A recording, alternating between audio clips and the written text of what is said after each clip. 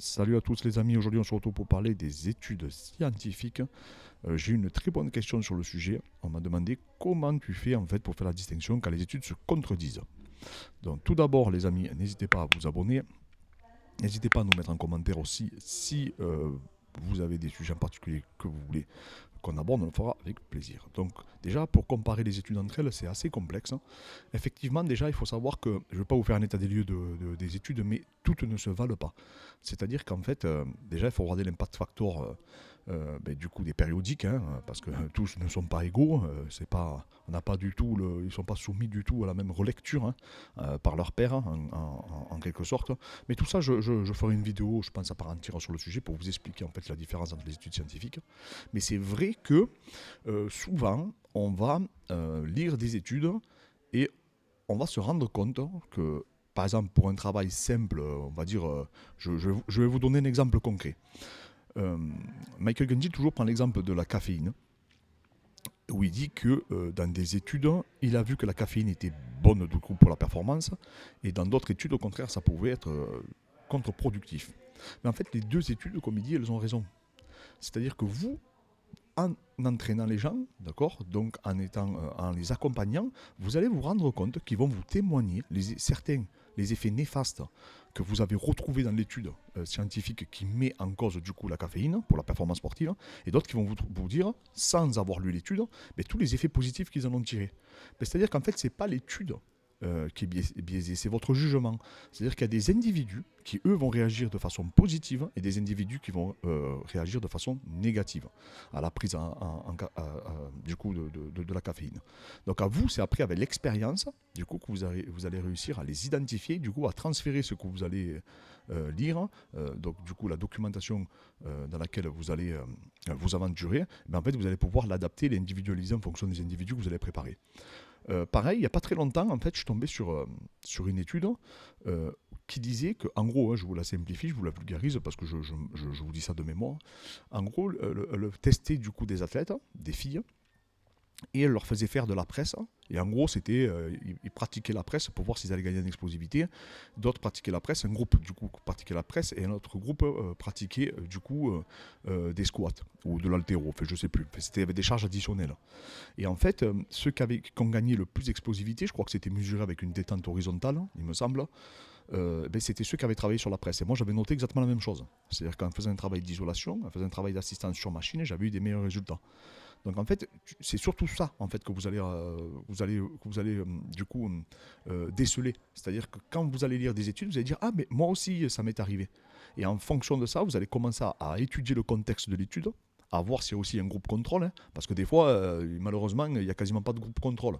C'est-à-dire qu'en fait, c'est un groupe qui va faire le protocole, du coup, qui va être installé. Et en fait, on n'a pas de comparaison. C'est-à-dire qu'on se dit oui, mais peut-être que finalement, si les mecs auraient rien fait, pour vous faire simple, ben, ils auraient eu les mêmes résultats.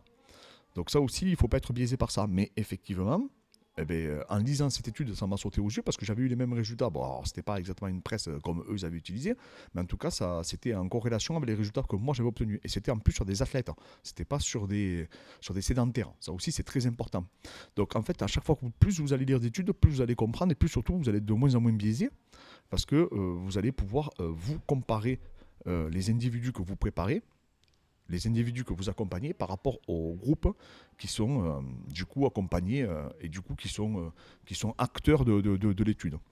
Et ça, c'est ça surtout le plus important. Parce qu'au final, en fait, les études, c'est pas aussi simple que ça, se contredisent pas réellement. En fait, déjà, les études te disent, voilà, par rapport à ce qu'on sait aujourd'hui, voilà le résultat.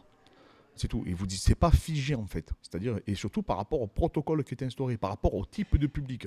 Et c'est vrai qu'on ne peut pas comparer un lutteur d'Aguestanais, par exemple, avec un sédentaire, une fille sédentaire qui s'entraîne 2 fois par semaine. Ça n'a rien à voir. Bien sûr que peut-être que les résultats obtenus n'auront strictement rien à voir. Mais ça risque de vous donner des indices, des pistes de réflexion. C'est-à-dire que vous, ce que vous allez noter, vous allez vous dire, ah ben oui, effectivement, moi aussi j'ai noté à peu près la même chose que la personne. J'ai remarqué les mêmes résultats, j'ai remarqué la même progression. Donc peut-être qu'en fait, j'étais pas le seul. Et en fait, ça va souvent vous réconforter dans vos idées. Alors, comme je dis souvent, Et je l'avais dit à Michael, c'est vrai que des fois, je suis biaisé parce que je me reconnais plus dans les études qui vont dans mon sens que dans les études qui vont pas dans mon sens. Ça, c'est clair et net. Mais comme aujourd'hui, avec les outils que j'utilise, c'est très difficile pour moi de trouver des études qui sont en corrélation avec le contexte dans lequel j'évolue, je fais comme je peux. Voilà, je fais comme je peux et j'essaie de vous le transférer, de vous le livrer pour que vous ayez une information du coup la plus lisible. J'essaie aussi de vous vulgariser pour que ça soit compréhensible. Même si je sais que des fois j'utilise des termes un peu complexes. Donc voilà les amis, c'est pour ça que je voulais vous faire cette vidéo, c'est que c'est vrai que c'est une très très bonne question. Il faut tout regarder quand on regarde les études. Je vous ferai aussi un listing des sites que j'utilise, parce qu'il y en a un paquet, et chacun est différent. Et aussi je vous dirai aussi mais ça je le ferai avec quelqu'un, j'ai déjà quelqu'un à qui je pense, qui dira aussi, qui listera sur lesquelles revues, lui, il prend son information et qui considère qu'elle est la plus faible. Parce qu'il faut faire attention quand les médias récupèrent du coup une étude scientifique, qu'elle soit sportive ou pas. Souvent, ils font les gros titres et ils vont, par exemple, dire oui, la créatine vous fait exploser physiquement. Alors que pas du tout. Ils vont juste voir, en fait, dans une étude, la créatine vous a permis certes d'améliorer vos performances, mais eux, en fait, pour vendre du coup du papier, ils vont du coup la vulgariser et récupérer un élément de l'étude en question et s'en servir pour faire les gros titres. Voilà, donc mis à part que ce soit une étude révolutionnaire, en général, elle fait pas les gros titres. Pareil aussi, il faut savoir, les amis, que quand je parle d'entraînement, j'essaie toujours d'optimiser. C'est-à-dire, je vous dis de façon optimale. Comme je dis souvent, moi, je n'ai pas la science infuse. Je ne suis pas le meilleur, loin de là. Par contre, j'essaye tous les jours de me perfectionner, j'essaie toujours de me documenter. Je me forme tous les jours pour être le meilleur, en tout cas. Et en tout cas, être la meilleure version de moi-même. Donc, c'est pour ça, quand je vous dis j'essaye d'optimiser, j'ai beaucoup de questions qui vont dans ce sens. Oui, mais si je fais ça, ça, ça. Mais le problème, c'est que des fois, on fait avec ce qu'on peut. Si aujourd'hui, je n'aurais pas ma salle, je ferai avec ce que je peux. Si j'aurais des bars, je ferai avec des bars. Si je m'entraînerais sur un parking, je ferai comme avec le peu de matériel que j'aurai. Après, on fait avec ce qu'on peut aussi. Il y a faire avec ce qu'on veut et faire ce qu'on veut, et faire comme on peut. C'est deux choses totalement différentes. Donc voilà, aujourd'hui, ce que j'essaie de vous livrer, c'est une façon d'optimiser les éléments. C'est tout. Et là, bientôt, je vous ferai la vidéo du coup avec les Miao. Pour vous expliquer, je reviendrai.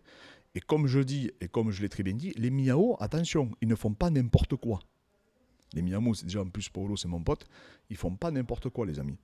Les Miao s'entraînaient juste trop. Il y a une différence entre s'entraîner trop et faire n'importe quoi. Ils avaient beaucoup de réflexion sur leur pratique. Par contre, quand tu t'entraînes 5 fois par jour, après, au bout d'un moment, c'est contre-productif. Et c'est pour ça qu'aujourd'hui, ils ont beaucoup de problématiques, ils sont blessés partout. Voilà, ça c'est un élément. Je réagis par rapport à un commentaire parce que les gens ne regardent pas les vidéos. Les gens, en fait, ils regardent, mais ils regardent à moitié. Donc voilà, c'est pareil pour Ramzat ou Gustafsson. C'est pas l'entraînement, c'est pas le corps de séance qu'il faut remettre en question. C'est la charge d'entraînement. Et c'est ça que j'essaie de vous livrer. Et ça, par contre, aujourd'hui, on a des informations qui nous permettent de le dire. C'est pas mon point de vue. C'est-à-dire qu'aujourd'hui, on sait qu'il y a des mécanismes physiologiques et qu'on a besoin de ces mécanismes. Ça, c'est acté. Voilà, pour la progression, que ce soit au niveau musculaire ou la récupération. Ça, c'est acté. Après, derrière, le fait, c'est pas de savoir s'il s'entraîne bien ou pas. C'est pas le problème. Que son entraîneur soit bon ou pas. C'est pas ça la question. La question, c'est la charge d'entraînement. Voilà. Donc, pensez-y aussi. Ne vous accapérez, ne dites pas Marcou a dit qu'il ne savait pas s'entraîner. Non. Marcou a dit il s'entraîne trop. Et ça, je le pense. Et les études vont dans mon sens. Je parle avec la recherche qu'on a aujourd'hui. Donc voilà, les amis, c'est ça que je voulais revenir. C'est que n'interprétez pas des éléments. C'est pour ça qu'on essaye d'être le plus terre à terre, mais surtout, il faut quand même considérer l'empirique. Et on a besoin de l'héritage de nos pères, on a besoin de l'héritage des entraîneurs, parce que ça aussi, les observations qu'on a, voilà. Et ensuite, pareil, ne pensez pas qu'on ne sait pas ce qu'ils font. Je vous le dis, je l'ai redit aujourd'hui, je sais ce qu'ils font dans leur corps de séance, parce que j'ai des gens que je connais qui se sont entraînés là-bas. Sinon, je n'aurais pas parlé de ça. Et surtout que eux, je vois la posture des entraîneurs qui témoignent. Eux, ils expliquent ce qu'ils font. Donc, je me fie à ce qu'eux expliquent et ce qu'on m'a témoigné. Je ne le sors pas de mon chapeau en disant non, mais les mecs, ils font ça. Après, j'ai pas accès, mais de toute façon, je vais vous dire sincèrement, j'ai pas besoin c'est comme un nutritionniste, les amis. Si demain, je mange une pizza et du McDonald's, je ne vais pas dire à le nutritionniste, il va dire Marcou, il mange de la merde. Et il aura raison de le dire, tout simplement. Voilà, j'ai pas besoin d'études pour me le dire.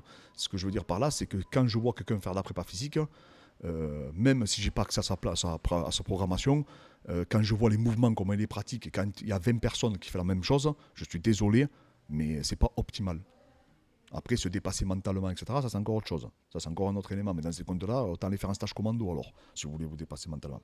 Donc voilà les amis, donc voilà comment on utilise les études scientifiques, c'est toujours se les adapter.